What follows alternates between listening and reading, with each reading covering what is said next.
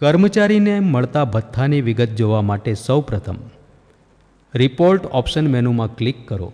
ત્યારબાદ કર્મચારી ભથ્થા list menu click કરવાથી કર્મચારીને મળતા ભથ્થાની વિગત જોવા માટેનું ફોર્મ ખુલશે.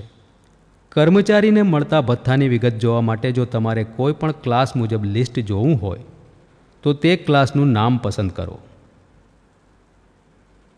જો બધા કર્મચારીનું લિસ્ટ જોવું હોય તો બધા ચેકબોક્સ ચેક કરો.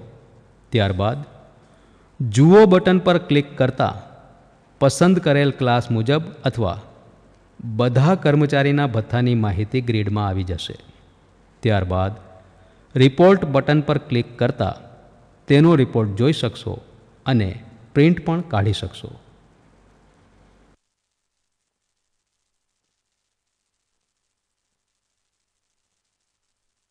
ફોર્મ બંધ કરી દેવા માટે બહાર બટન પર ક્લિક કરો.